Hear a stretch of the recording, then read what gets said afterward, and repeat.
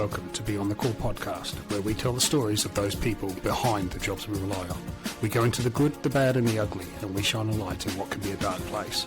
Just a warning, the content can be graphic and distressing, so please use your discretion. Please like and subscribe on your podcast platform and our social media. And if you have feedback, I read every single one. Let's get on to this episode of Beyond the Call. G'day everybody, welcome back to another episode of Beyond the Call. I've got a really special guest today. This is going to be an emotional one, and it's going to touch really touch people who know this story, and especially from that first responder stream, but it touches everybody. So today we've got Jeff Toga. Now, it is Toga, okay? It's spelt tougher, but it's Toga. So Jeff Toga is the father of a paramedic called Stephen Toga, who was tragically murdered in April 2023 by a man that was undergoing some serious mental health issues. And Jeff's bravely chosen to take up the fight on behalf of his son, and he's really looking to get some changes happening in the space around protection and in sentencing, etc. So, Jeff, welcome to the podcast. It's really great to have you on. Yeah, thanks, mate. Thanks for the invite. I need as much exposure as I can get at the moment, so this sort of stuff's really good. Happy to have a chat, mate. Yeah, mate. It's it's a conversation I wish we never had to have. But I'm more than happy to have you on to spread your message. Now, last night I put a shout out to one of my paramedic networks on Facebook, and I said that I was going to have a conversation with you today, and I just want to read out a couple of messages. I won't put names to them just in case they don't want to be named, but as I was telling you just before, I had one mate who was a paramedic and also an Army veteran. He wanted to fly you up, and he wanted this to be done in person because he really wanted to give you a hug because your story touches everyone. And then I've got a one here, and I'm just going to read this verbatim. No parent should have to live through what the Togas have, much like no paramedic should ever have to experience what happened to his beautiful son. Love to Jeff and the family, sending them strength and gratitude for standing by other paramedics while in their darkest hour. It takes an enormous amount of courage to keep fighting and speaking up on the behalf of others when you have lost so much personally. Deepest respect and heartfelt condolences, Jeff. Hashtag I stand with Jeff. Hashtag Stephen's Law. And Stephen's Law is something we're going to talk about a lot. Yeah. So that's just an example of mate, we are all with you. Yeah. I talk about the ripple effect and dropping a pebble into a pond and the ripples fan out and you never know who's touched by the ripples. Here we are having a chat 2,000 miles apart, and we're all touched by the ripples that was what happened to my son. So, yeah, I appreciate every word that everybody gives us, and I understand how they support us and how much it means to them as well as what it means to us. Yeah, great. Thank you very much for everybody. Yep. No worries at all. We really do support you. So you have something you wanted to read, and then we'll get into a conversation. So, do you want to give a background of what this is? Yeah, it's just a speech that I gave to the Rotary Club at Campbellton.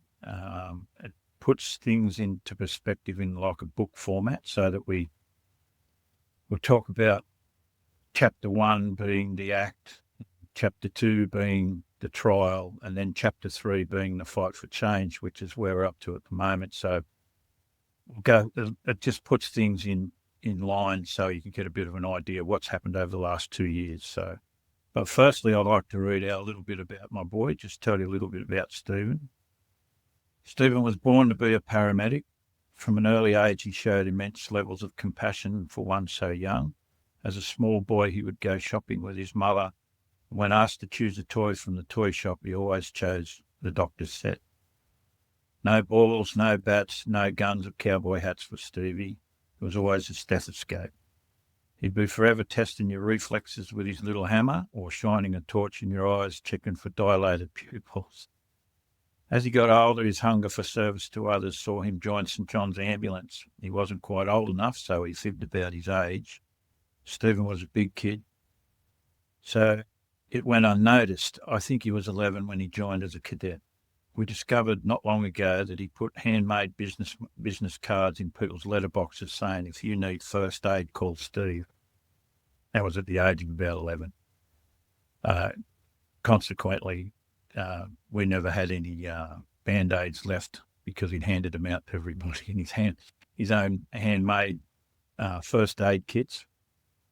As a rugby league and boxing coach, I tried to teach him how to fight. He just wasn't interested. In the ring, if there was a bleeding nose or a sprained wrist, Stephen would be there with a damp cloth and some ice to attend to the wounded. As time went on, he felt the calling for the care industry and decided he wanted to become a nurse.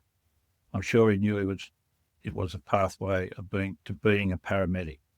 Trouble was, he hated school. In year 11, we would get notes from the school saying Stephen has missed many days this year. When we'd say, how many has he missed? They'd say, well, 56 days. When we found out he'd had 56 days off, we realised it was time we needed to have a talk, Steve. So he promised his mum he'd knuckle down, and he managed to get a pass mark, so he had his HSC. Stephen approached the local private hospital with regards to gaining a traineeship. They knocked him back because they didn't do traineeships. Stephen then went away and researched what benefits the hospital could get if they did have a trainee, and he went back to the hospital and spoke to the manager and told her, and she said, well, we'd better get one then, and you're it. So he was signed up there as a trainee to become a nurse, so he's well on his way. He went on to become an RN and a theatre nurse, and would often be called upon to cannulate difficult patients when others couldn't. When he decided to enrol in an online university to become a paramedic, I was sceptical. But if Stephen put his mind to something, nothing would stop him. He became a paramedic and was stationed in Camden in Western Sydney in early 2022. So that's the story of Stevie. He was driven and born to be. Acts of service was in his soul, cut from the same cloth as the people we're talking about, So anyway, with the book format, I'll read this out. This would be chapter 1. This would be called The Act. Ready for this? Yep. It was about 6 a.m. on Friday, the 14th of April. I was lying in bed, half asleep, thinking about getting up to go to work, and I was listening to my wife breathing as she slept beside me. Suddenly, her phone rang next to her bed. She woke slowly and answered. The voice on the phone was stern and sombre at the same time. She jumped out of bed and said, "What? Oh, my God, no," and ran from the room into the kitchen. I was trying to figure out who was on the line. Jill burst into tears and sobbed uncontrollably. What the fuck? I thought, who is it? It's the ambulance, she cried, and Stephen's been stabbed. All I could say was, oh, no. Anyway, Stephen's sister, Jessica, who'd just flown home from the UK for Stephen's wedding the month before, was living with us and was in the back room. I opened the door and she looked at me and said, "Dad, what's wrong?" I couldn't think of any way to tell her that would shield her, so I just said, "Stephen's been stabbed." I tried to remain calm and think what to do next. Jill was still on the phone to the ambulance, and they were telling her that they were picking Stephen's wife, Madison, up, and they were going to take us to Liverpool Hospital, which is about 70 k's from where we live. So Stephen had been attacked in the car park of McDonald's, Campbelltown, and he'd been rushed to Liverpool. We live in Bulli, which is a suburb in the north end of Wollongong. It's about an hour and 20 minutes from Liverpool. Maddie was in Warilla, which is another half an hour away from us. We all got dressed and anxiously waited for the driver to turn up. They kept us informed about when they were going to be here. We all went outside to wait. As we walked down the driveway, there was the most intense rainbow I've ever seen. It was huge and so bright. We all remarked about it. It spread from Wollongong all the way along Bulli Pass, and they picked us up around 7:15. So off we went in a mad dash to Liverpool. The rainbow seemed to follow us as we sped up Bullow Pass, with sirens flaring. I remember thinking that the rainbow was a sign. I was sitting in the front seat desperately saying to myself, just hang in there, son, just hang in there, we're coming, mate, just hang in there, as we sped through peak hour traffic. It seemed an age before we got to the hospital. No one spoke for the entire trip. We were met at the ambulance bay by the emergency drop-off by 2 police officers, 1 detective and a female constable. Jill was clutching my arm and Jess was huddled closely. The detective started to speak when I noticed the constable had been crying. The words fell from his lips. I regret to inform you that your son is deceased. I recall desperately wanting to see him. We were led down what seemed to be endless corridors to a room. Wait for the doctor to tell us how they tried to save him. They said he'd suffered 3 fatal stab wounds. Then we were led to another room attended by a policewoman. There he was, fully covered by a hospital blanket, still in his paramedic's uniform, his hands fitted with blue surgical gloves, and his big boots sticking out the edge of the bed. Only his face was visible. He looked to be at rest. I noticed a deep cut in his chin. There's been a struggle, was my first thought, which didn't seem to make sense since he'd probably supposedly been stabbed 3 times. I held his hand and kissed his cold forehead. I told him I loved him and left the room. I rounded the corner in the storage room and I cried like I'd never cried before. We were later told that the time of death was 7:15, which is why we hold rainbows so sacred in our family. So that's chapter 1. That was the day. Chapter 2 is called The Trial. Just as a side note to the chapter, I read a book by Ken Marslow called Motivated by Murder. In that book it says the New South Wales legal system treats you like it's none of your business, and even quotes to the judge saying there's no place for emotion in the courtroom. This piece of information stuck with me and proved to be invaluable during the whole ordeal that was the trial. I learned that once you understand this, you won't be surprised by what happened. After 18 long months, we finally had a date for the trial, November the 4th, 2024, in the Supreme Court in Sydney. We were told to expect 6 weeks trial, which with a full jury and all that entails, so we booked accommodation in Surrey Hill. I managed to get leave from work for that period and we set ourselves for who knows what. The trial was set down for Monday, which was the 4th. However, we were called into the DDP's office in Wollongong the previous Tuesday and told that the prosecution were planning for this thing called a special verdict, which meant that the prosecution had met with the defence and agreed that they were to ask the judge for this verdict. This meant no jury, no cross-examination of Sykes, and no verdict of murder.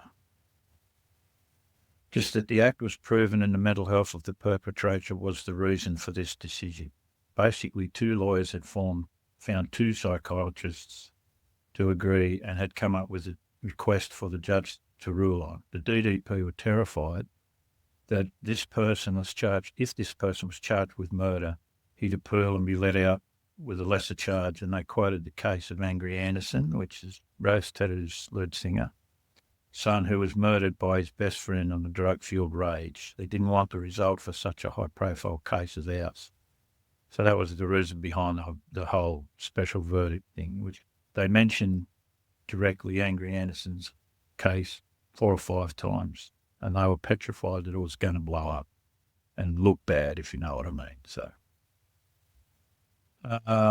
when it was put to the judge, the first session on a Monday morning, he agreed and said, I'll pass it now if you want it. So it was we were set up for a 6-month period in court, a 6-week trial with cross-exam and everything else. It was the trial had only been going for half an hour, and the judge leans over and says, well, I'll pass it now if you want. So that would be out the window, nothing, Anyway, that's what he said. So the whole thing could have been over within the first 2 hours of the trial. The DDP seemed shocked by this and requested that the details be read out for the defendant and the 16 registered victim impact statements be allowed to be heard. He agreed, and so began the most gruelling part of the trial. Up until now, we'd only limited information given to us about what had actually happened on that morning. As we sat together no more than 8 feet away from the person who murdered my son, we were exposed to the most graphic details about every moment of the event. We heard all about the moments leading up to the event, including how the person had assaulted 5 other victims that night before he came upon my boy. We heard how this person had launched his attack on my son while he wasn't looking. We heard how this person made my son beg for his life, and this person took it away anyway. We heard how the killer had said, "I'm going to prison, so I may as well finish it." We heard how the person had stabbed my son 55 times, and there had indeed been a struggle, which I knew from what I'd seen now. And then we had to hear how the psychologist came up with the excuse that he knew what he was doing, but he didn't know what he was doing was wrong. That was really hard to handle at the time. As the trial went on and we got a better picture of the killer, we started to understand that he and his family had been trying to get help for him. So the deeper you got into it, the more you understood the background of what had happened. But like I say, they treat you like it's none of your business. So anyway, I started to see that this kid was a very sick individual and that he too was a victim of a broken mental health system that lets those people roam the streets untreated and unsupervised. What the whole trial proved was that my boy had to die for this kid to get the mental health treatment that he's now getting. Hearing the victim impact statement of so many people involved in that night and months following has given me cause to pursue a better outcome, which is what I'm trying to do now. We were treated like it was none of our business, and I was left feeling hollow and empty. This had been a tragic waste of not just my son's life, but 2 families and so many other people who were forever changed by that event, which leads me to do what I'm trying to do now. Talk about the ripple effect of dropping pebbles into a pond. You never know who the ripples touch, and even the judge mentioned this in the trial address. So many people have been touched by this, and the ripples continue. And as you sit here tonight, or you sit here today, you too have even been touched. So that's the end of chapter 2, which explains how we were treated in the trial. I'll go into much more detail later on. And then chapter 3, which I'd call the fight for change, which is where we're up to now. So happy to tell you what we've been up to. Yeah. So thanks for that. Yeah, thanks for letting me read that. No, thank you for painting that picture. I think a lot of us, well, yeah, we can't put ourselves in your position. It's impossible. Your son's attack came 4 months after mine, and it rocked the shit out of me. Yeah. Um, Yeah. Well, he was the what ifs. Yeah. He's Steve was married in March. He was murdered in April, and his baby was born in May. So you can't write it any sadder than that. It's just it's just a shit show completely. And I wanted to ask you about his work partner that day. Yeah. How is your relationship with her, and how is she? She's a beautiful kid, mate. If you can understand the stress she was put under. Without being too graphic, she doesn't recall a lot of the event, which is fantastic for her. I mean, when it does come back, it's going to be a bombshell for her. But she's a lovely kid. Where I keep in contact with her. I kept her informed to a lot of what was going on at the trial, because she was just treated as a witness. That's all. That's the way they treat you. She's a great kid, but she's struggling with it as well. PTSD, I assume, and it's a dreadful thing that happened, and I'm so indebted to her and the way she conducted herself and the things. I did hear that she tried to intervene and that sort of thing. She's a little beautiful young lady, and you could just imagine her getting involved. And yeah, it was just a terrific event, mate. Yeah. I hope Do you know I if hope she is comes she out of still it. in the job? Yeah, she is. Yeah, she's one that I don't think she's actively out in the community yet, but she's trying to work her way back to it. So there was a girl that was in charge of what happened that night. She was an Indigenous girl who was so proud of what she'd done, breaking the ceiling of where the hierarchy and all that, and how far she'd come with it all. She was so badly affected by this that she can't write an email, and she read her victim impact statement out to the courts, and the amount of people this event touched is amazing, and to that poor kid too, like that's a whole career. You guys don't do this because it's for the money, you guys do this because it's in your soul, My boy was cut from the same cloth as you people. Like I say, it touched so many people and at such high levels. I mean, even the out of those 16 victim impact statements, one of them was the commissioner himself, Dr. Don Morgan. He's become a close friend of ours now. He's a compassionate man. He's got the unenviable job of trying to manage the whole service and with money restraints and everything else, So, but when he read out that people like yourself are being confronted in the streets, and what people are saying to them is, "We'll stab you like that other bastard," and that when you hear that in court, it's very, very hard to come to terms with, especially when the bloke that did it is 8 feet away from you, and you look across, and to hear how that bloke made my boy beg for his life and told my boy to apologise, say you're sorry for what you've done, and this is the graphic stuff we hadn't, I know we had none of this given to us before the trial. We were just treated like other viewers in the gallery, Why like I do say, they not give you that information before the trial? Is it a deliberate strategy? Is it I've just no idea, mate. I have no idea. I think it's just the way it's always been.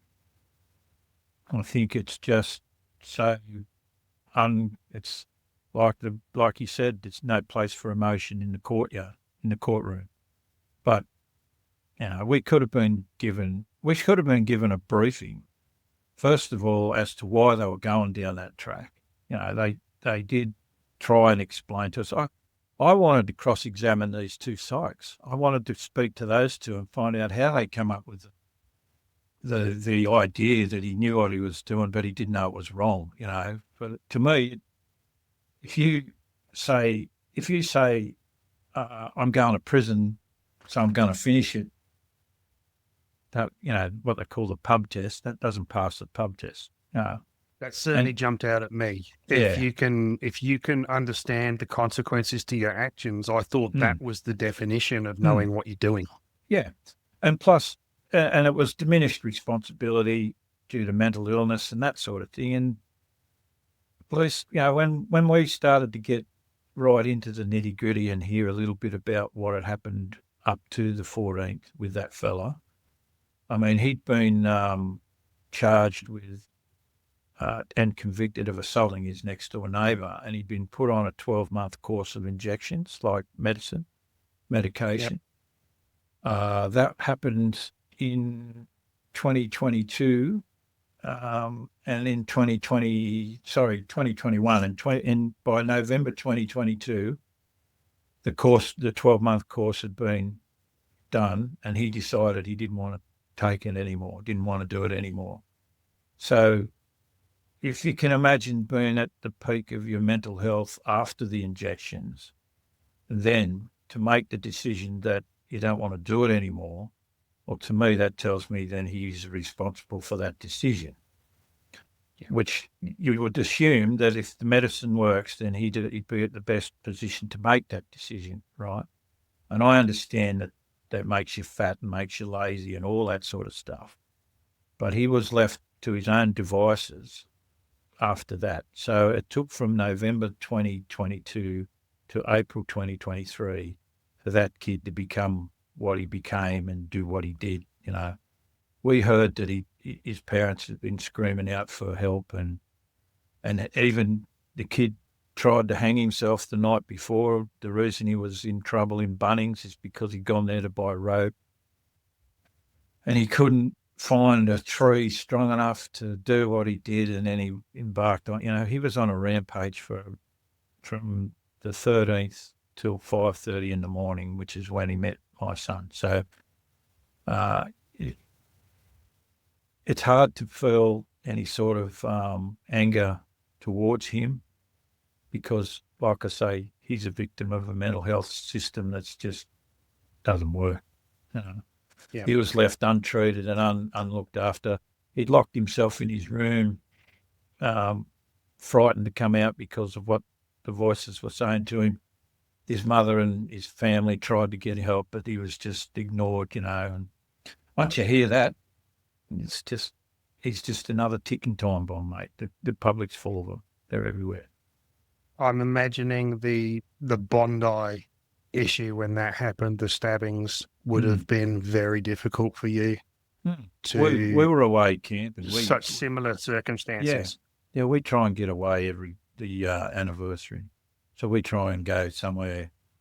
I still do radio interviews and things like that, but because it comes around every year. But we were away camping back of a river down here, and it come out over the news that it had happened in exactly 12 months. So it's just that's what I'm saying. It's out there, mate.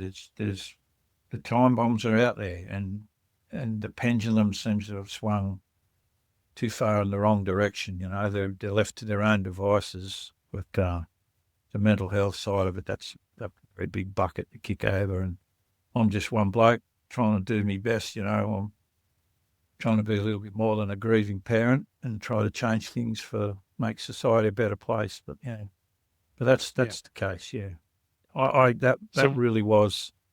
That did dig into us, and then when you start to hear the victims but yeah. When the news broke that he was not going to be criminally charged on mental health grounds, it just happened that day I was going to go see my psychiatrist for some of my treatment, and I'm obviously a member of quite a few paramedic Facebook groups, and to say anger would be just underselling it. There was fury. It's more disgust, isn't it? Disgust. And frustration, etc. Now, I brought it up with my psychiatrist because it upset me as well. And she had worked in forensic psychiatry before, so she dealt with people like this person, and in those circumstances where they were locked up in a mental health facility.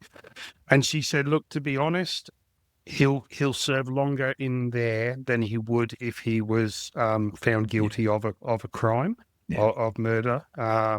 She said she remembers being talking to people that had been in there for 35 years that were medicated. And a lot of these people, when they are medicated, are normal functioning people.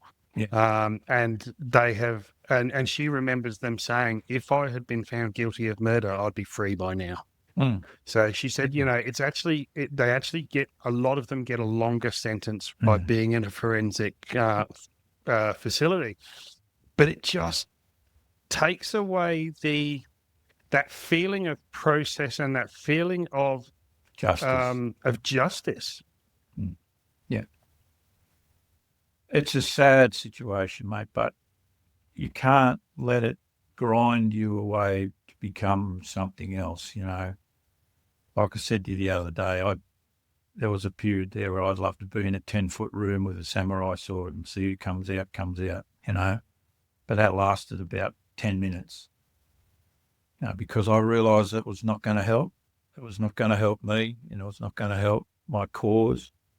It was not going to help, wasn't going to help anything, feeling like that. I've seen people and spoken to people who've gone through similar stuff and seen what that type of anger and rage can do to you. So I choose, like I said the other day also, we all have a choice. That's what we're born with, is a choice.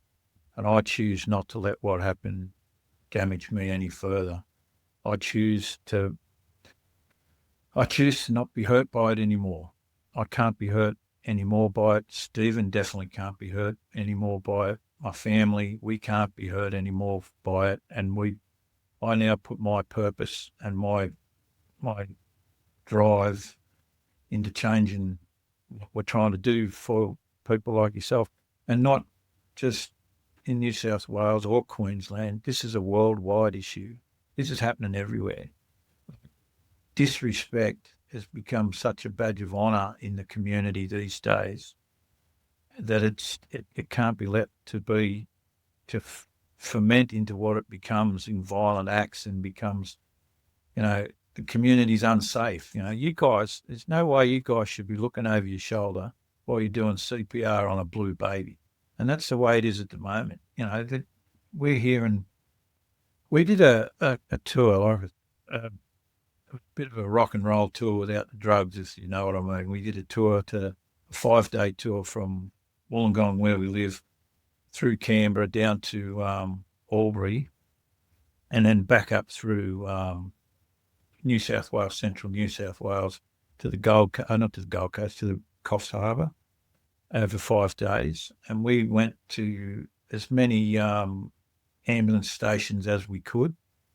We were doing media things like TV, and we were doing radio as well. So, like I say, it was a rock and roll tour. And it was like that too, we'd go knock on the door of an ambulance station, and they'd open and say, "Oh, Mr. Tager, we're so happy to see you. Come in. They made us feel really, really welcome. And I ran around putting all my stickers, my Stephen's Law stickers, on as many ambulances as I could. And after that, we stood around, we had the conversations, and that's where the real dark side of what's going on started to come out. We heard some horrific stories, and I've probably spoken to 1,000 paramedics in the last 2 years. Every one of them's got an assault story. It's either verbal, it's either physical, or sexual, which is even more disgusting. And every one of you have got. And if my wife said to me, if we'd known this, we would have suggested Stephen stay as a nurse, but he couldn't stop Steve. It's like, you guys bound to do it. You're not in it for whatever, for any other reason except it's in you. And you blokes need to be protected, and the girls. And it's not that hard to do what we're suggesting they do, It's not that difficult. So one of the most recent things that have come to the news that garnered a bit of attention was that a roundtable that the New South Wales Ambulance had regarding occupational violence, and I believe that you were part of that. Yeah. And the one that made the headlines was the use of holograms. Well, at the time when they said that, I thought, that'll never happen. How can that happen? How can that even be? How can that even be considered? And then the media caught on to that, and they rang me up to say what I thought, and I just thought, look, you have to look at it from both sides. The management are trying. That's what the round table was about. Management are trying to come up with as many ideas as they can to protect people. And that was just right at the very end. That was something that they said they were looked into. It was just an ad hoc thing, but the media jumped on it. Realistically, what you need to do is stop single responses. You can't be going to places by yourself. We did learn that the radios are insufficient, they don't work inside and that sort of stuff. And most of the places you go are inside for a start. So if somebody arcs up and you're confronted by danger, you've got no communication if you're by yourself. And like dual or double or twin or whatever you want to call it, twin responses, it's the only way to protect yourselves. We heard some really harrowing things at that meeting. One young lady, petite, beautiful young girl, 25, whatever, that might be a bit old, I don't know. But she was confronted by an ice addict, and that was another thing that was brought up. The drugs have changed. Once upon a time, heroin addicts fell asleep on the footpath, and that was all they got up to. This new gear winds them up, that gives them the strength of 20 men, and that sort of thing. This paramedic spoke about how she was and her 6-foot tall ex-bouncer paramedic companion were confronted by this lunatic. If it wasn't for her shooting him with a fire extinguisher, she has no doubt she would have been killed, because this bloke was threatening to do it. And it gave her, she squirted the fire extinguisher out this bloke, which gave her enough time to get into the ambulance and lock it, and her and a companion got in together. Then this bloke was on the front of the ambulance trying to smash through the windscreen and trying to attack her that way. Think of that. Just think of that in terms of the fear factor, And she, I don't have to. It happened to me. well, that's what I'm saying. That exact thing happened to me. There you go. And I dead set thought I was going to die, and it's ruined my career, and it's altered my life.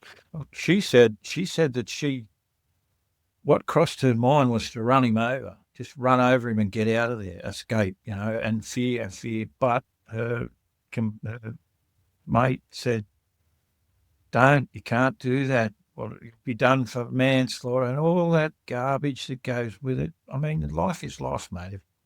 Ask yourself what you do. Well, you don't have to ask yourself, but other people do, especially members of parliament and magistrates. They don't think in anything like that, they don't understand. And having heard all these stories and about what goes on, and that was just one, there's, like I said, you've all got a story, but that one struck my wife and I as being particularly poignant to what we're trying to do. She was more concerned for the law and what would happen to her than saving her own skin. Right? Do you think that's part of the problem, is that we've all got a story and therefore it's accepted?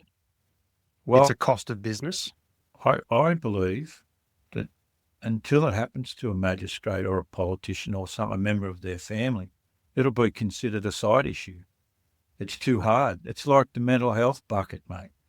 In this state, the Minister for Mental Health has got five portfolios. He's got mental health, she's got youth, she's got housing, she's got water, and she's got Central Coast. That's 5 plates you got to spin at once, keep in the air. How do you concentrate on what's going on in one portfolio, let alone 5?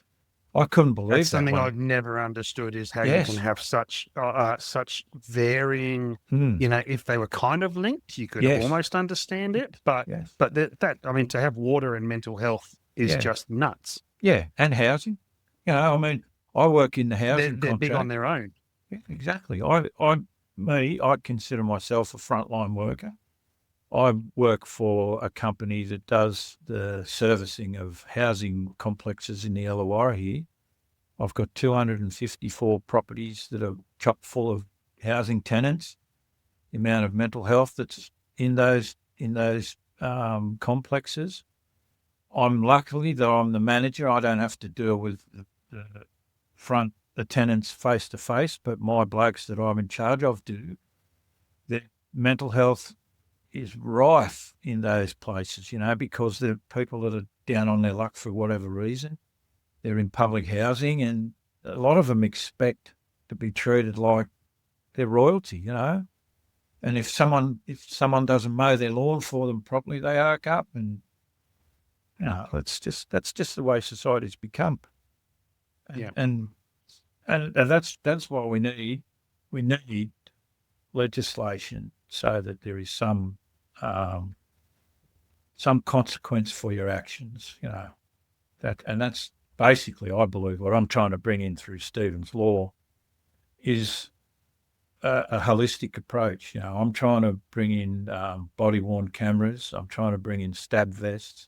Trying to bring in mandatory 12-month minimum jail term, which can be served as a suspended sentence, provided you deal with your anger issues, your anger management, your drug addiction, your mental health, all that sort of stuff.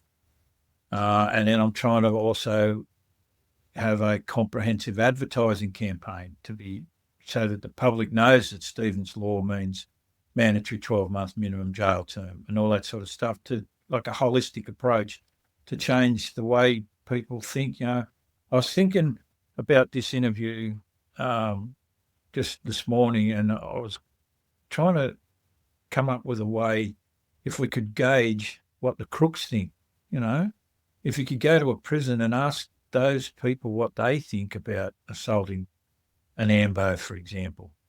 Is it okay by them, or is it just the fringe junkies that are doing this stuff? It would be good to know if you had that information, you could probably work out what would work, I mean, a lot of them.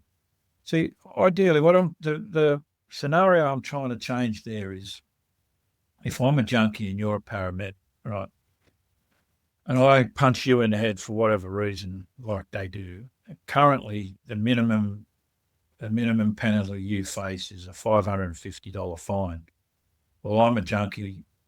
I'm not going to pay that, right? So I leave the court, giving the court the finger, back with me mates bragging about how I got away with it. But 3 months down the track, the sad part is, when I'm ODing on the footpath, you're contract bound to come and deal with me again. So the 12-month sentence is to put a 12-month gap between when you and I come into contact again, because currently you, as a paramedic, could meet me the next day on the street, again, as you doing your job,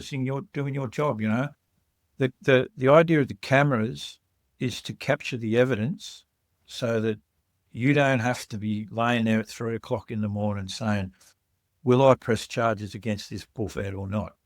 What will happen if I do? Do I get involved or don't I? At the end of your shift, you'll hand your camera in and you'll say there's an incident on there. Police will look at it and say, well, we'll charge him under Stephen's Law, or if he's a registered mental health person, we'll charge him under the Mental Health Act, and he'll get what he deserves, right? So that's the idea of the cameras. But what I did find out at that round table was the trust between yourself, the rank and file paramedics, and management is at an all-time low. There's no trust between the two of you, and the paramedics are frightened to report any incidents, especially if it's on camera, because they'll be held accountable by their actions. Did they follow process? This. In fact, it's realistically about covering the ambulance's ass, and at the behest of the paramedic, and of what he went through, of the victim. So that's something that has to be addressed. There is no trust between the floor and management, and that was highly apparent at that meeting. They were called together to sit around and have a bit of a powwow and write out bits of paper on what you suggest.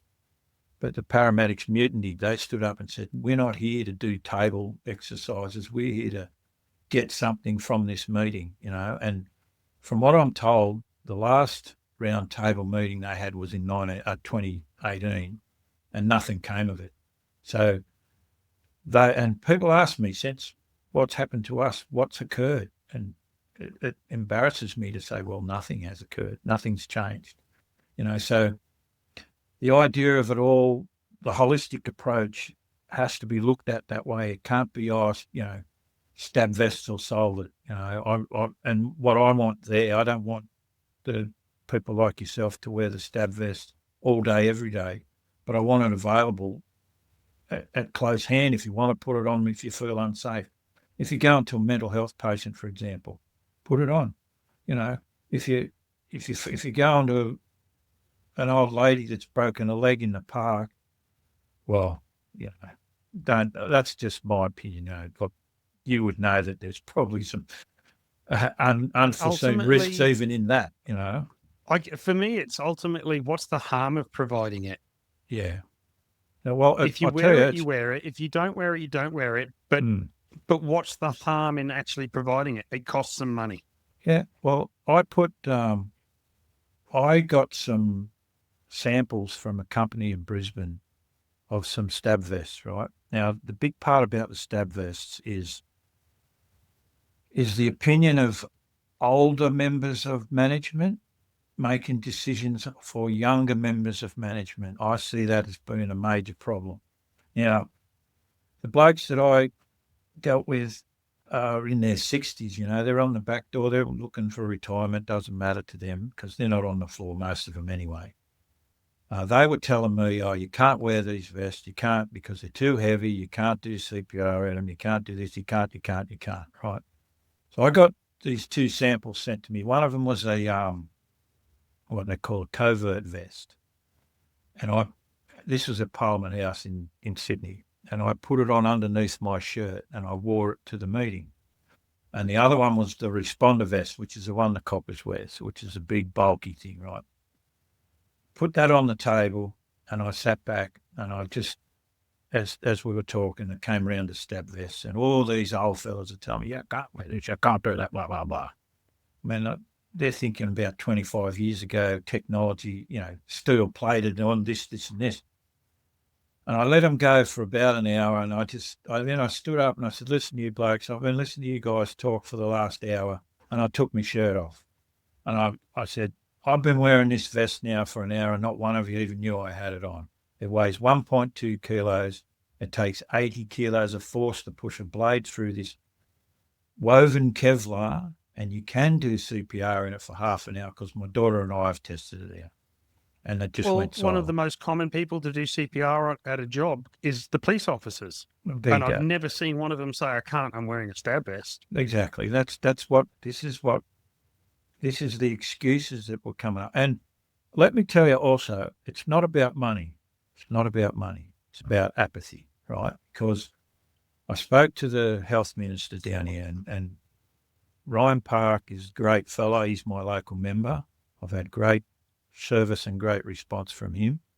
I mentioned to him that I could probably get these vests for about $850, and I thought, well, you got 5,500 actual paramedics in the New South Wales service. I said, if you round it out to about 1,000, that's what, 5.5 million. And he looked at me and I thought, I didn't know what to say. I thought, is that a big number or not, And he said, that's the median price of a house in Sydney.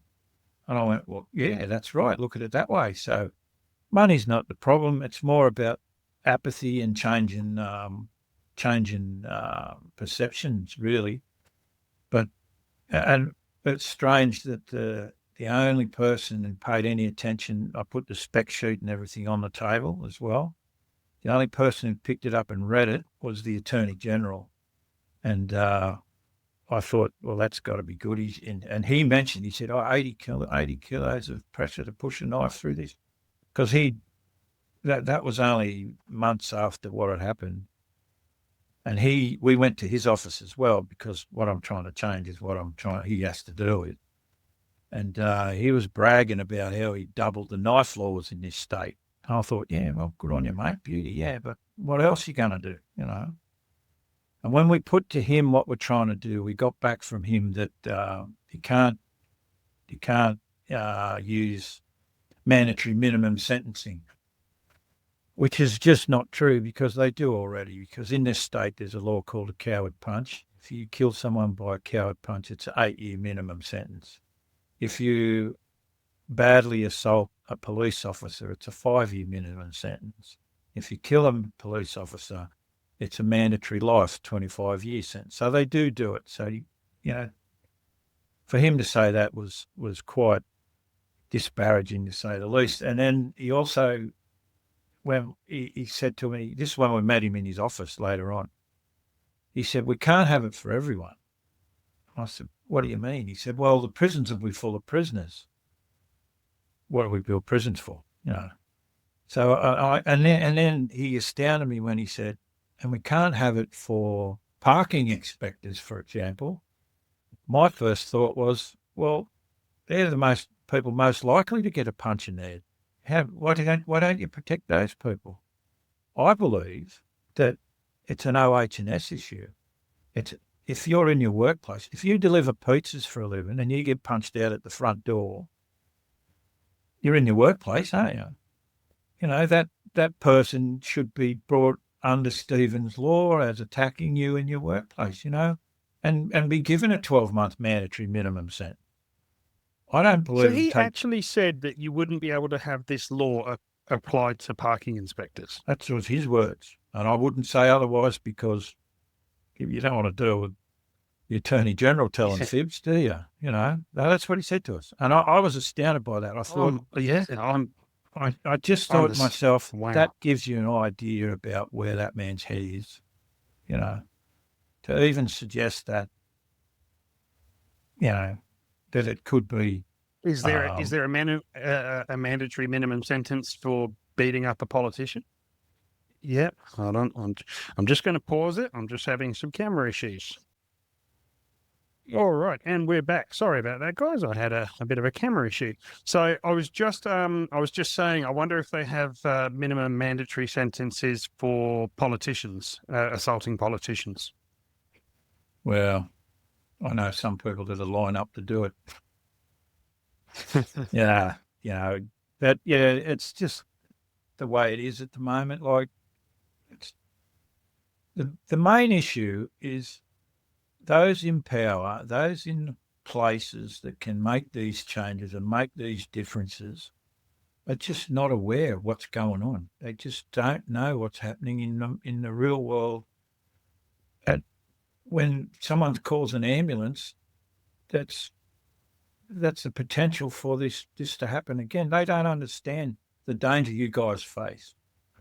And when at that meeting, that became really, really obvious. And I think the management don't seem to realise your fears either. Because they send you out on single responses and that sort of thing. I did have a meeting just last Friday with the head of the Health Services Union. They called us into their office to have a bit of a chat, and they can't, from what they were saying, they've got the recruitment levels at a point now. Once upon a time, they had not enough numbers so that they could justify single responses. But now, in the last 5 years, I think they've recruited another 2,500 people. And under Ryan Park, the new health minister, they've recruited another 500. So they can't be placing manning issues as being the reason for single responders. So the union's going to be pushing for that. And so there'll be no more, there'll only be two-person responses from now on. And that's, from what they're telling me, that's going to come into law very soon, which will be like industrial relations law. And they've told me they'll call that Stephen's law. So that's a beautiful gesture, but it's only part the way what I'm trying to achieve for you guys, So to have Stephen's law called to prevent single responses is fantastic thing to have happen. I've worked single officer for the best part of 17 years, and it is fraught with dangers psychologically and physically. Yeah. Psychologically, I think is vastly understated. The inability to debrief after a job, if a job goes badly, as in a bad outcome, doesn't mean clinically it went. You can have a good clinical job and still have a bad outcome, but you question yourself. And if you don't have a partner to bounce things off, it can be damaging. Yeah. So look, I've asked the commissioner at a forum once if there is any chance of getting rid of single officers, and it comes down to dollars. Yeah, 100%. I mean, it was encouraging to hear that from the union. I don't know about in Queensland, but that's what's happened here in New South Wales. Just a question for you, said mate. You had a pretty decent relationship with the commissioner. Oh, yeah. Is it so? But at the same time, they're the decision makers. Within reason. They've obviously got to manage upwards to the politicians. They are the gate. The gateway to the politicians and the people that need to go and to bat for us. Is the genuine want to make a change from that level? I believe so. About a week after what happened to Stephen, my local member, who, like I said, his name's Ryan Park, he's a Minister for Health down here. Him and the Premier, Chris Minns, came to my house. Right, they came to visit me here. And we sat down out the back table, and I don't treat them like they're anything other than people. I talk to them the same way I'm speaking to you. I don't say, oh, yes, Premier, yes, Minister, blah, blah, blah. When they came to my house, I said, all right, boys, come in here, sit down at the back table. Righto, mate. And I had a poem that I had received from a paramedic. And it was a bit like yesterday, today, and tomorrow, right? Yesterday, I was so proud to put on my stethoscope and leave the house and put my lapels on and leave the house and be part of the community and so respected in the community. Today, I'm not so sure. I can't drive around without the ambulance being locked. I'm looking over my shoulder all the time. And tomorrow, I don't know if I can continue without the support of, without this changing and things changing. And I sat them down there and I said, read this, boy. Right. They both read it and both of them teared up. Both of them were visibly shaken by what they read. So I would put that in to them being emotionally involved.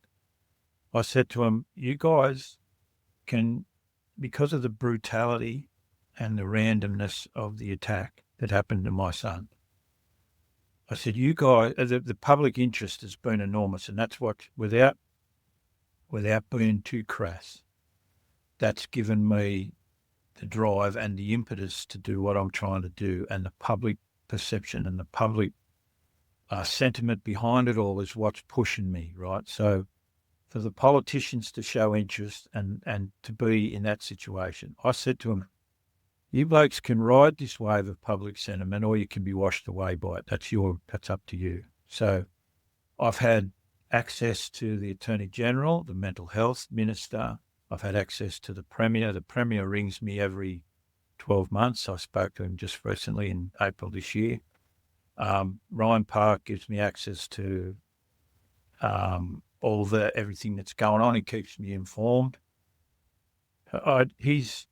This government came along, they've only been in power for the last 2 years, and some could say that's long enough to make a change, but the wheels of politics turn fairly slowly. I've understood in the last 2 years, but they've given me every indication that they are concerned about what's going on and they're going to try and do their best to change things. So, what can you do? I've sent an email to every sitting member because on the first day of the Minns government, we were invited to be in the gallery, and the very first item on the agenda was Stephen. And every one of those sitting members at the time, be they Liberal, Independent, Labor, whatever, every one of those people were in the room, and they Chris Minns, the Premier, pointed to us and said, I'd like to welcome the Toga family. And every one of those sitting members saw us. So they know who we are, right? They now know what I'm trying to do. I released my sticker campaign, my bumper sticker campaign. I've now got 11,000 stickers circulating in the community, and the idea behind the stickers is to gain awareness in as many electorates as possible. So when these people, these actual members who met us on the day, come back and sit down to Parliament and they see Stephen's Law, they'll understand what we're trying to achieve, the recommendations we're trying to bring in. So I sent an email to every one of them telling them what we're trying to do, and that's the idea behind. That's the campaign that we're trying to do. And I've sent stickers. You may even see some getting around in Townsville, mate, because I've sent some up that way. I've sent them to Western Australia. I've sent them many to Victoria. Tasmania's got them. Everybody's got them. I've sent some to Atlanta, Georgia in America. I've sent some to the UK. I've had inquiries from Canada about what we're trying to do, because this is a worldwide issue. This is something that this government has the opportunity to be the first to legislate anything like this to protect you guys. This doesn't have to be a state-by-state thing. This could be a nationwide objective, and it can bring safety, and it can let the public know that they've had enough, right? You know, the Queensland government, the Labor government up there, has recently been voted out on a youth crime platform, right? Now, these guys down here, the Minns government, are well aware of that. They're all about numbers, right? Now, my Facebook page has 10.1 thousand followers as of this morning. There's 11,000 stickers circulating through the community. I've done I've done several media campaigns on television. You might have seen me on A Current Affair. I've done radio stuff, all that. The word's getting out, and the ripples they're heading out there. Like I say, here we are sitting today having this conversation. So those in power who understand numbers can't ignore us. They can't ignore yourselves, and they can't ignore what you people bring to society. They can't be allowed to just brush it like it's a side issue. So what is the resistance? Why? I mean, everyone agrees with it. And I imagine there's some justice people that are concerned about it. But why hasn't this gone into Parliament already? What's the hold up? I just think it's too big. It's too big an issue for them to act on and make one decision. And we don't want Band-Aids either. You know, yeah. If you change the law, right, to become what we want, so that those who perpetrate these things are held responsible for what they do, then that's the basis that everything else can work from. So if the law says you act like this is what happens to you, public perception of the law will change, and that'll bring about change in the public. The public will think twice before they do these things. Your people will then be happy to report these things because something will come of it. Because at the moment, the reason they're not is firstly the trust issue between the management, ambulance management, and then there's the issue that nothing happens to these people. Like the issue of, I get emails all the time of stories of career-ending assaults where the person who did what he did got nothing happened to him. He now lives 300 metres up the road from me, and every time he walks past, he gives me the finger. Yeah. What does that do for people? Nothing happened to this person. So once that perception changes about you're held responsible for what you do, that's the basis of it all. The law has to change first, as far as I'm concerned. If the law changes first, that gives the impression that the government's doing something about it, right? Makes you think twice about what you're trying to do, okay? So one of the biggest issues when it comes to the justice system and community is community expectations. Now, I know that there's that there has to be a separation of powers, and there's a church and state, all that sort of stuff. But by judges are so worried about getting decisions overturned on appeal. So they cannot make an example of someone. They cannot go over what the minimums are most of the time unless there's certain circumstances. So by Well, let's make putting the those minimum. minimum standards in, you're That's right. taking that softly approach away from them, 100%. which needs to happen. 100%. I spoke to a certain shock jock radio person down here very early on, and he said to me, the problem is you need to take away the wriggle room from the magistrates. If you take away the wriggle room, then these things have to occur. So a mandatory minimum 12-month sentence, right? What does that entail? That means that for 12 months, you and I don't come into contact with each other. That lets you go back to work the next day, and it lets you carry on with your career, right? Unhindered. Let me ask you a question. What are you doing at 3 o'clock in the morning? Yeah, most of the time, if I wasn't working, I was in bed. Yes, and you're thinking about what happens, and you're thinking about what should I do, and thinking about if I should report this, and you're thinking about what will happen to this person. Well, what Yep. I'm trying to bring in will take that onus away from you to make that decision. After I was attacked, and this is a really perfect example. After I was attacked, the person that attacked me did not get charged. I did not have the mental capacity to insist on him being charged. When you're injured from something like this psychologically as well as physically, your decision-making capacity goes down. 100%. You know, and not only did Stephen lose his life in this, in your situation, not only did Stephen lose his life, how many people's lives have been affected from that, both in a professional work capacity and in a personal capacity? That's the ripple can't be effect, measured. mate. That's the ripple effect. Cannot That's be what measured. I'm talking about. And for Yeah. people to be contacting me from Canada and contacting me from the UK and asking for stickers in America, this is not just going on down the street, mate. This is worldwide, you know. And at the end of your shift, if there's been an incident, you tell whoever you tell, the boss, you say, there's an incident on that camera.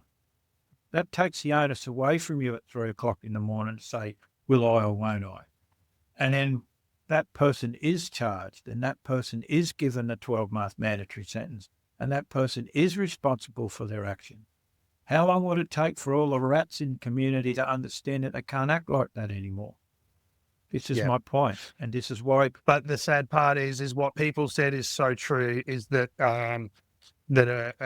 body-worn cameras, in vehicle cameras, all that sort of stuff, the issue with them is them being weaponized against 100%. the on-road staff. And that has to that's be what people are legislated terrified against as well. That has to be legislated. That has to be, that's something that the powers that be to return that trust that has to change. They have to be given, the support has to go to you guys. The support doesn't have to be, oh no, are we liable for something somebody's done? Oh no, how can we'll be held responsible for this?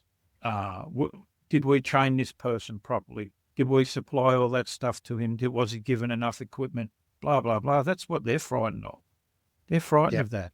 And until that changes, until those guys in those positions, those old men who make those decisions, until those people realise that there's more in it at stake than their careers, then that trust won't change. You people won't have the trust to go and do what you do and be confident in doing what you do, that you're safe, and confident that the people who are in charge of you have your concerns at the front of their thoughts. Because at the moment, when there's no trust, there's no unity. You're not acting as a single body. You're acting about us against them. I'm not going to do this because this will happen. Or I'm not covered by this because this happened. I don't want to report this because I can't remember if I did that under stress. I don't remember. Oh, better that I just let it go. It doesn't go anywhere, mate. Physical heals, but mental lasts forever, provided you let it, if you know what I mean. And I'm not being trivial about let it happen to you. You have to understand that you can't let it get to you. You can't let it damage you mentally, because it's the consequences of that are worse. Where that'll One drive of the you mentally frequent is things worse. you hear on forums and stuff like that when we're talking about occupational violence against paramedics is that we should have capsicum spray and stuff like that. Yeah. I'll tell you firsthand that just cannot happen. Any weapon that we could use in defense can be used in attack. But 100%. if you've ever been sprayed, imagine doing that in the back of an ambulance. Everyone is in trouble. So those sort of things, we don't want weapons. Yeah, exactly. You'll end up going into a telegraph pole. Yeah, how are you going to drive if you can't see? Yeah. So it's not. But about, I understand that. It's about minimising risk. Yes, I understand where they're coming from that. It's 100%. the same talk about tasers. You should have tasers. I believe you should have those elephant guns where they tranquilise you in the bush and the elephant falls over. That's what I believe. But then, who am I to make those sort of comments? But that your whole thing is to minimise the damage. I'm still here. We keep going. Oh, there we go. I'm just having some camera issues. That's right. Yeah, and I think. And I think we all know, and I think you would agree that having Stephen's law wouldn't necessarily have prevented Stephen's death. No, it's different circumstances altogether. Different. Yeah. But what are we going to do about it? You know what I mean? Absolutely. What are we going to do? Doing nothing. Nothing changes. Nothing changes. Well, you know what the alternative is? Don't show up. Don't go. Yeah. Don't do it. Don't have ambulance. That's the alternative. Yeah. And what people need to understand is that we live in our communities that we serve in, most of us. There's not too many that commute away from, where you don't live in those communities. So the chances of you coming across somebody who has assaulted you is very, very high. 100%. Couldn't agree more. And the mental anguish that sparks off in you. Oh, look, there he is over there. Oh, no, I've got to hide, get away from him. He's a lunatic, blah, blah, blah. Well, the grub doing it walks past you and gives you the finger and says, I'll kick your ass next time I see you too. Or we stab you bastards like the last bloke that was stabbed. It can't continue, mate. It can't continue. Yeah. Not in the world I see. Not in my world. It can't remain. Community's got to be held responsible for the way they are. And if that means prison for 12 months, if it means whatever it means, then we've got to do something about it. And it's time to understand that the pendulum and the wokeism that's in the community has gone too far. People say to me, what if he's a mental health patient? What if? Well, if you can prove he's a mental health patient, then treat him as one. Then Stephen's law doesn't apply. But if he's just a buffhead acting up, and what that round table thing did show me was the data says that only 25% of attacks on people like yourself are from mental patients. The rest of it's ratbags acting like dickheads. And that's the actual data, and until the disrespect in the community for you people is changed, the old carrot and the stick. No carrot, but try the stick because the carrot's already failed. Try the stick. Give them jail sentences. And another person said to me, well, what about if I'm in Lismore, which is north coast of New South Wales, and the only place in the public sector to do these courses is in Albury, down in Victoria, on the border down there. And I had to think really quickly because it was actually the health minister who asked me this. I said, well, what about prison? What do you mean? I said, we got plenty of prisons, haven't you? He said, yeah. I said, can you imagine doing these courses, sitting in the circle with these guys in the green overalls? He said, if I was a 19-year-old kid and I'd been an idiot and I was sent to prison to sit through my anger management classes, seeing the people that were there, knowing that I could leave when the class was finished. That'd frighten the bejesus out of me. I would be completely changed. And what I'm asking for there, I'm not asking for people to go to prison. I'm asking to change trajectories in life, right? Now, this may seem softly about other than what we've been speaking about, but some of these people who act like this may never have had access to this sort of counselling. And this may be the first time that they've actually had to sit down and actually adjust and be aware of their actions and how they interact with other people. So me, the junkie, I could come back to you in 12 months' time and say, I'm incredibly sorry about the way I acted. I was foolish. I'm now the leader of youth groups and that in my community. I understand how that changed you. Or the other end of the spectrum is back to prison. Deal with it that way. Yep. Yeah. And that's what I'm asking for. I'm asking for to change the perspective of community, because most people, I would say 95% of people in the community wouldn't act that way. And 95%, if not more, are not aware of what you people face every day. Most people we talk to, and I would love for drug use and alcohol use to no longer be an excuse. Unless you can prove that somebody's holding a gun to your head to inject a drug, you took the drug, you're responsible for your actions. 100%. I mean, if you drink or drug drive, you're held legally responsible for your actions. What's the difference? Yeah. That's the question that needs to be asked. What's the difference? And to take away the wriggle room from the judges. That's the issue here. They're softly about it. I've got a family friend who's mentally challenged, has problems. He's assaulted people. He's what's the word when they rob you with intent? He's done that and he's been convicted of that. He's been held assaulting people, robbing them for money, and he's barred from every bottle shop in the town where he lives. He goes back to court. They keep saying to him, behave yourself or you'll end up in prison. He laughs. He leaves. He's back out in the street begging and bashing people within days, His family have tried so hard to get him into rehab and that sort of thing. There's no beds. You can't do this. You can't do that. He's claiming it's mental health. Where's the responsibility? If he's got alcoholic problems, why isn't he dealing with those problems? Where's the responsibility come from?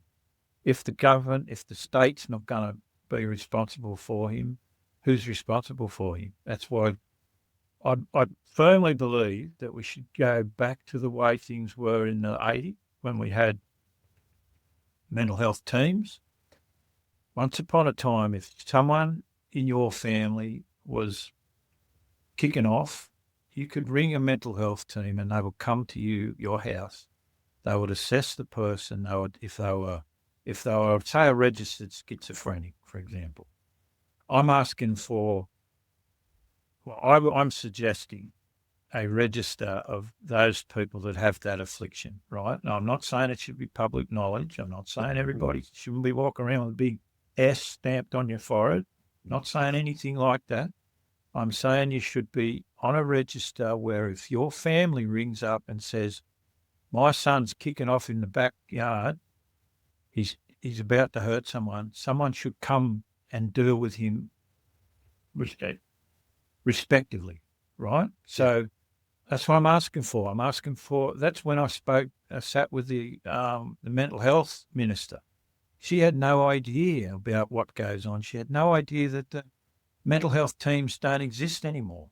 There's a mental health hotline. If you actually get through to speak to a human being, they will say to you, is he hurting himself? No. Is he going to hurt someone else? Well, not at this stage. Okay, click. Yeah. That's it. Now, The So the one thing I'll families, say in that regards that the Queensland Ambulance Service do, and I'm not sure if New South Wales do it, is we do mental health co-responder programs where a mental health nurse and a paramedic go to people in mental health crisis, and it's a great start and it's a great step. It needs about 1,000 more teams to even touch the surface. Mental yeah, health is such a huge proportion of what paramedics and police do. Huge. it's a big bucket. And for someone like myself to kick it over, it's an awesome thought, you know. But then Yeah. again, And it's so when complex. exactly. But when you go there and you say to this person, you need to be sent to a facility, they've sold off all the facilities. The facilities don't exist anymore. Somebody made a lot of money out of selling those properties in the middle of Sydney.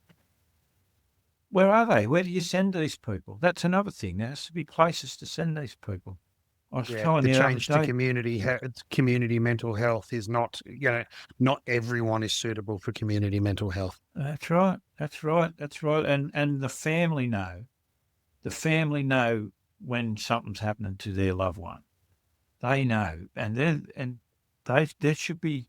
That's where this register should exist, where this person is a known schizophrenic and is known to do this, known to do that, and known to act up, or he's a known ice addict, or he's a known this person, he's known that person.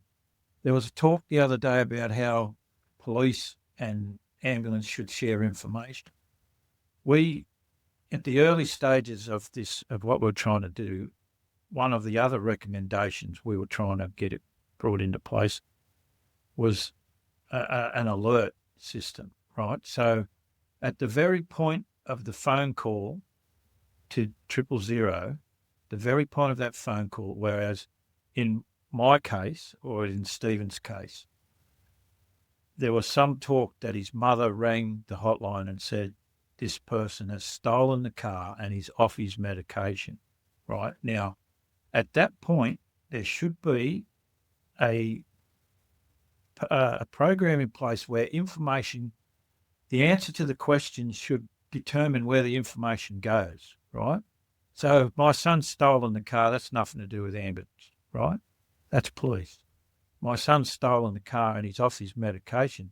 That becomes a community problem where we've got some lunatic in a car roaming the streets looking to kick off, which is exactly what happened to my son, right? Now, I've also got back from high-level police and high-level ambulance people saying, that wouldn't have made a difference. But let me tell you, if that information was put out over the phone, and that's another thing, these older men say that it would only be radio noise and you can't put it onto a phone. Well, the phones work better than their radios sometimes, most of the time, right? And I can tell you right now, if my boy had got an alert saying there's a lunatic in a blue Mazda, when that blue Mazda pulled up next to my son at McDonald's, my son would not have just said g'day to the guy when he got out of the car, right? My son would have said, there he is, clock up, boom, gone, ring the police, they've caught him. Effectively what it does, it would double the eyes on the street. So if the word out is blue Mazda, blah, blah, blah, blah, blah, number plate, and you happen to be sitting next to him at the traffic lights, you don't have to even make him aware that you even know who he is. Just tell the police, here he is, he's at the intersection of this, this and this. And if that had been the case, things may have been different. And that's just hypothetical, but that's what we were asked about. And there was problems about, privacy, and there's problems about this, and they come up with all the reasons why they couldn't. I'm a bit over reasons why they can't, I'm sick of being told why we can't. I'm more interested in how we can. And the way I think about it with privacy is that as registered, as sworn police officers, as registered health professionals, we're bound by our registration, and they're bound by their oath that you can't be misusing them. And if you do, then you face the consequences of doing that. Mm-hmm. So I get the shits with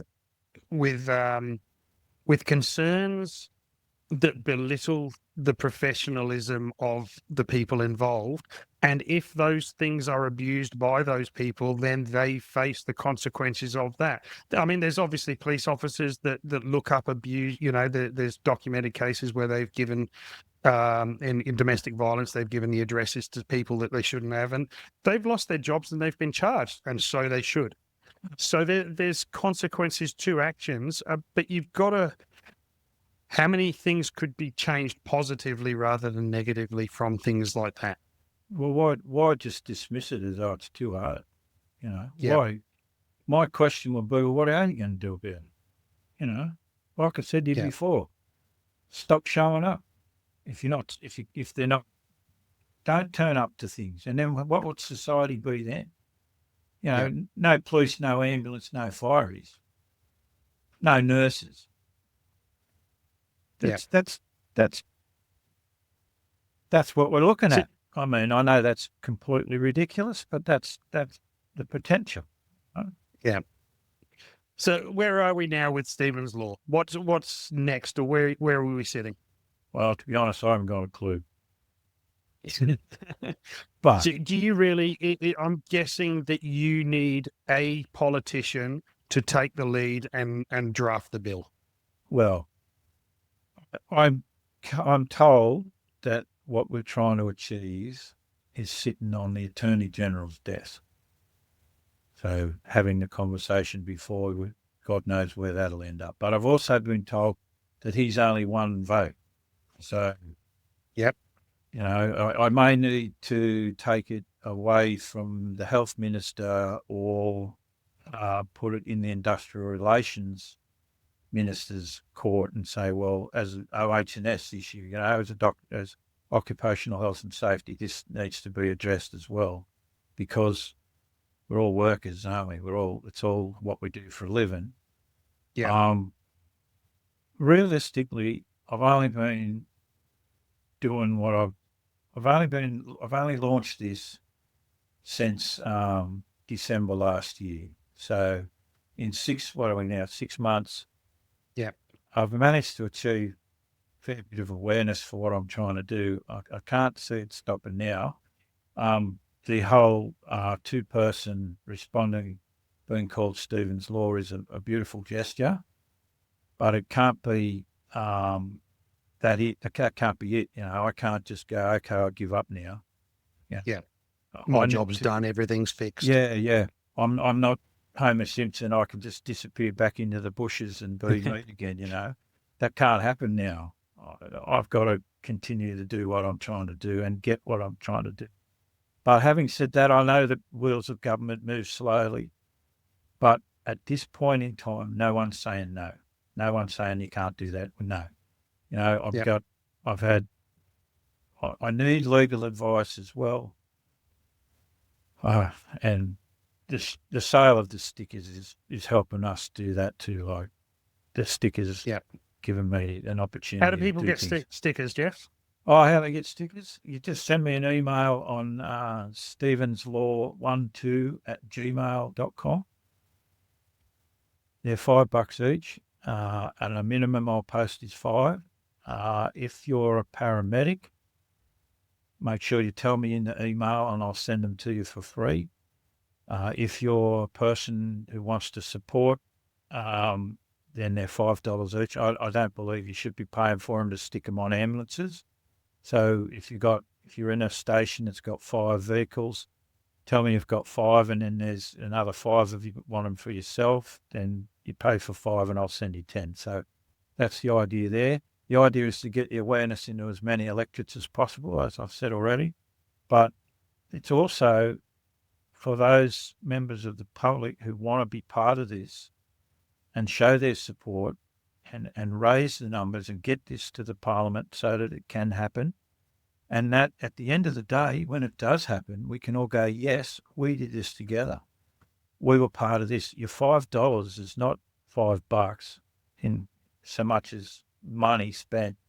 It's joining a movement, takes these things to the people who can actually make the changes for us. And while I'm getting access to the Premier and the Health Minister and the Attorney General and the Minister for Mental Health, that's where it's at. I'm taking the cause for you guys to those people, and they are the people that can make the change. So get on board, buy a sticker, and I do ask if you do, put a sticker on your car and take a photo of it and send it to me, and I put it on my Facebook page. Like I say, we've got 10.1 thousand people watching it, and I'll do reels of all your stickers. So you can sit there and go, oh, there's my car, there's my car. Yeah, look, we're in. That's great. And it makes us all feel like we're part of it. That's the part that that I'm trying to put out there, that we're doing this for yourselves and doing this for the community. So that's what that's all about. So if you want a sticker, give me a call. Also, I'm thinking about launching a range of hoodies and these T-shirts and tote bags and things like that. And the money's raised will go towards the campaign, so we can go and visit and stay, do those trips around New South Wales and then be in Sydney for a stay overnight for these conferences and all those sorts of things. That's what the money from the stickers does. So, yeah. What's your Facebook page, Jeff? My Facebook page is Stephen's Law. That's with a V, guys. So yeah, Stephen with a V. Stephen's Law. There's other pages that are law firms, so they look up Stephen's Law. And it says something about protecting our frontline heroes as well. Yeah. So get on that. So, guys, my call to action to everyone, and I don't care what state you live in, is write to your local members, your state members, and write to the caucus, write to your health minister, write to your premiers. You have to be the voice that, as Jeff said before, each member of parliament is one vote. So you have to convince the entire government of the day and the opposition to vote for this law when or if it's brought in. And this is in every state. They've all got their own governments, and we're all state-based employees. So we need our individual states to approve very similar laws to this. And I think, if New South Wales are first to go, if one takes it, I don't think it'll be long before it spreads around to other governments and other jurisdictions, which is fantastic. But you need to write. You need to email your parliamentarian, parliament people. You need to write to them. You need to A, bring awareness, but B, you need to bring accountability to them. If you write to them, they have to write back. They will write back. They will acknowledge your email. And if you need to, if you're passionate about it, sit down with them. Make an appointment with your local member and sit down with them and explain to them, especially if you're a paramedic. The one thing Jeff said, he's gone around and almost everybody has a story of being assaulted at work if you're a paramedic. But I guarantee you 90%, 98% of our parliament people do not know that. That's right. They don't know your story. They don't know your assault. They don't know the effect that it's had on you. And the only way we can spread this is by telling people. Don't keep it to yourself. Talk to other people about it. Talk to the general public about it. Make some noise, because it's only when people are beating the drum that shit can change. That's right. If you've got any ideas also, I'm not pig-headed about what I'm trying to do. If you've got any issues that you want me to take to Parliament for you or that sort of thing with regards to what we're trying to do, more than happy. Send me an email. Say, I saw you the other day and I'm happy for this, but my problem is this. I was even thinking about I've got a website up that I'm a bit of a technosaur, but I've got a website up, and I was thinking about putting a notice board or a forum on that, so you could tell your story to other people, and we would come together as everybody raising the awareness, And I don't know if that would be something you'd be interested in, you guys, but if that was a place for you to vent, or a place for you to tell your story, or a place for you to get what out and give it, so we can acknowledge yourself and what you've gone through and all that sort of stuff. if that works for you, then tell me, let me know, and I'll do my best to set that sort of thing up.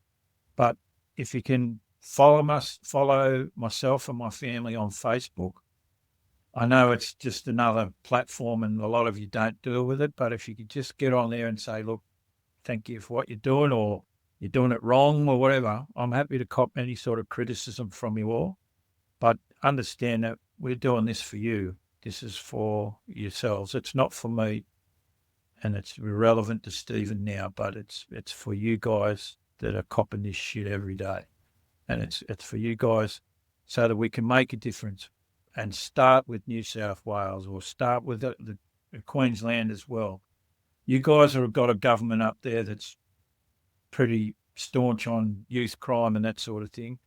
Maybe it'll happen in Queensland before it happens in New South Wales. I'm happy for that. I don't care. Where it happens, it happens. But also, when you're talking to your politicians, mention Stephen's Law. Mention Stephen's Law, and then it can all be consolidated into the one program, and that's what we're trying to achieve. So this is awareness. A movement that should be affecting the entire country. Yeah, and like you said, and beyond. It's a movement that we should all be behind. Stephen's Law, when you say that word, should bring up two things. It should bring up an image of Stephen, and then the knowledge that we can change things to reduce the likelihood of this happening again. It's not going to prevent every assault. We don't, we all know we work in an uncontrolled environment. Okay. We know that bad things can happen to good people. That's, why most of us have a job. But we can take steps to prevent it, and we need our politicians, and they're the ones that create the laws. And don't just do state, guys. We need federal involvement as well. My dream is that there is there is a federal Department of Emergency Services, or a federal Department of First Responders. Not about the emergency response. It's about the people. The same as there's one for Veterans Affairs, there needs to be one for first responders, because there's hundreds and thousands of us, and the vast majority have been assaulted. Every single one of us that does this job is affected, whether you know it or not. You're affected by our work. 100%. It's the best job in the world. I don't regret doing it for a second, but it hurts you. And if it doesn't hurt you when you're young, it will have an effect when you're older. So we need to make noise. We need to speak up for ourselves, because if we don't speak up for ourselves, nobody's going to speak up for us. And we don't want another tragic death like Stephen's before people start getting loud again. If you're affected by it, like most people were, then put your hand up and do something about it.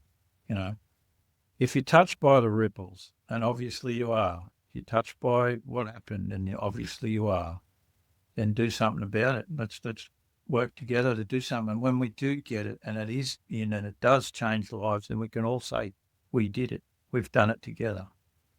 Also, the reason I tell you all of this is because some people may think may worry about my mental health.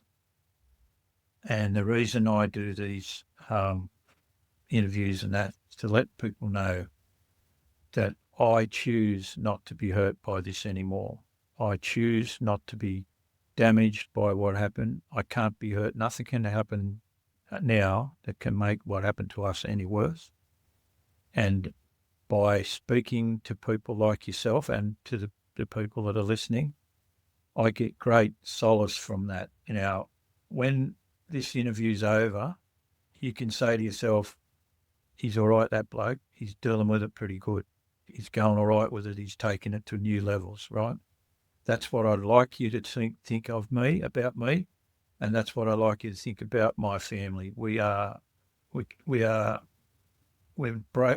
damaged. We're not broken, right? We're damaged. We're not broken, but we're in the position to make a difference.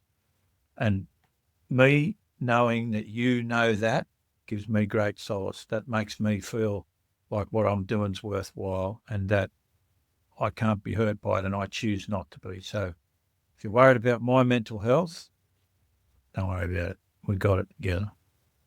Jeff, was the baby, was Stephen's baby a boy or a girl?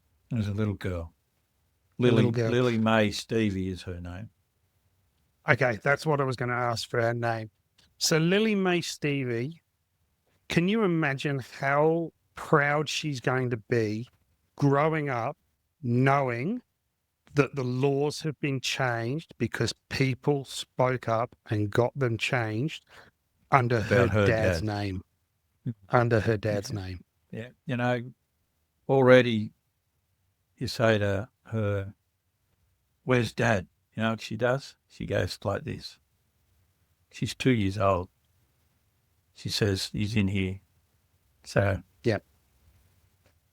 You want to make me cry? Keep that up, mate. No, but it's something we can all do, guys. Every single person who's listening to this, everyone who watches any reel that I make for this, anyone who goes to that Stephen's Law Facebook page, you can make a difference by simply writing an email, making a phone call. But writing an email takes 10 seconds, 20 seconds, a minute if you're going to make it, really thought about. And put a comment on the page, because by creating noise, you create more ripples, and everybody needs to be touched by those ripples that Jeff was talking about. So, is there anything you want to say about Stephen before we wrap up? Oh, look, the whole thing from start to finish has made me extremely humble and extremely grateful for everything everybody's done for us. People like yourselves and your people in the community deserve better. And if I can bring that about, then my job's done. And I'm so humbled and so grateful to have you people in the community. And I'm so proud to be doing what I'm doing. And I know that my son would be proud of what has happened since his passing. It was very, very sad. It was very, very wrong on so many levels, but it was so touching to have it happen and to be made aware of how much you people appreciate what we're doing is very, very humbling. And I'm so very proud to be doing it on your behalf. Mate, you'll always be a member of the paramedic family. Cool. So, all right. So Stephen's Law on Facebook page. You can stephenslaw12@gmail.com. Is that correct for the email address? Yeah. Yep. So if you want some stickers, you can support Jeff's cause. This is a cause that it doesn't get closer. So, Jeff, thank you so much for being part of this. Thank you for taking your son's name and just elevating it. Yeah, I'm really proud that you've come on. I'm really proud to share your message, and I hope people share this message far and wide. At the end of the day, mate, if we can get this happening, Stephen will be immortal. In 100 years, someone will say, "Stephen's Law, what's that all about?" And they'll look it up, and then they'll know. And they'll know that my boy's name was not just another incident that can be flicked as like news scrolling, oh, what happened to that paramedic? Oh, yeah, nothing. That's what we're trying to do. We're trying to create a legacy. And if it creates better work conditions and a safer community, then so be it. Thanks so much for inviting me, mate. I appreciate it so much. No worries at all, mate. If you've got any feedback, make sure you contact me. So contact at beyondthecall.au. You can email me. You can tag me on Facebook, or if you can share, the best thing you can do to get this message out is share the podcast link. You can get it on all the major podcast platforms. It's on YouTube as well. So have a listen and share it. It takes 2 clicks and you've spread the word. So Jeff, all the best, mate. Like I said, you're always going to be a member of our paramedic family, Australia wide, and I imagine if there's international people, then our heart breaks for you, but we're also so bloody proud of what you've done and where you're going, and we support you 100%. So thank you, and thanks everybody. Bye-bye. We'll see you at the next one.